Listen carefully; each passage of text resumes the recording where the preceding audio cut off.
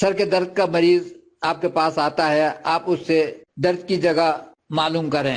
درد اوپر کی طرف ہو یا آدھے سر کا درد ہو، جسے ہم میگرین بھی کہتے ہیں، یہ درد گدی سے بھی شروع ہو سکتا ہے۔ اس کی پراپر دوا پلسٹیلا 30 ہوتی ہے۔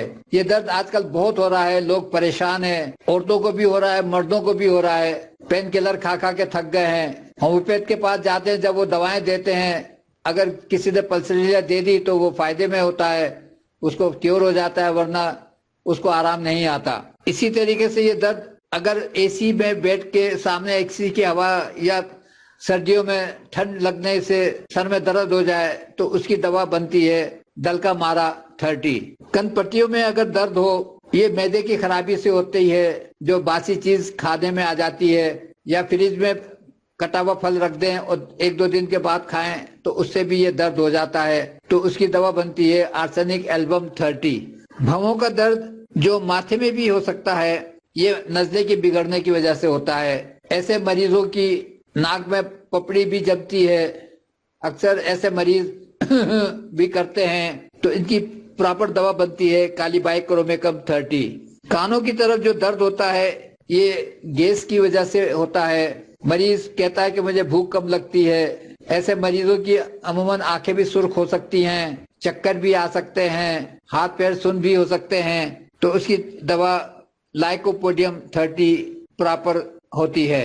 گردے کی خرابی سے جو درد ہوتا ہے وہ بھووں کی سائیڈ میں ہوتا ہے، پیشاب پیلا آتا ہے، مریض چڑچڑا ہوتا ہے، بات بات پہ غصہ کرتا ہے، تو اس کی دوا بنتی ہے یوریبیتھ۔ یہ تو ہو گئی درد اور اس کی مناسبت سے دوائیں۔ اب جو مریض کو درد ہے اس کی مناسبت سے آپ نے 1 یا 2 قطرے زبان پہ ڈالیں، 2-3 منٹ میں مریض بتاتا ہے کہ مجھے درد میں فرق ہوا ہے، تو وہ دوا آپ سلیکٹ کر لیں اور مریض کو دے دیں۔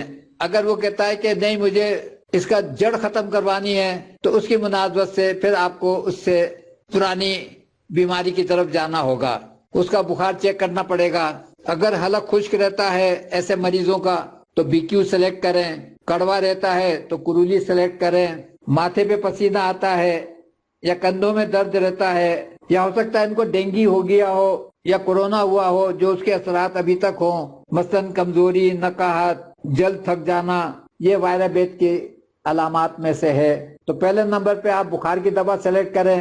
اگر ایسے مریض کا پیشاب بھی پیلا آتا ہے تو آپ دوسرے نمبر پہ یوریبیتھ سلیکٹ کریں، اور تیسرے نمبر پہ جو آپ نے دوا سلیکٹ کی ہے وہ دے دیں۔ اس کا طریقہ یہ ہوگا، پہلے بخار کی دوا کھائیں، 15 منٹ کے بعد گردے کی دوا کھائیں یوریبیتھ، 15 منٹ کے بعد سر کے درد کی دوا کھائیں، اور یوں مریض کا نسخہ بن جاتا ہے۔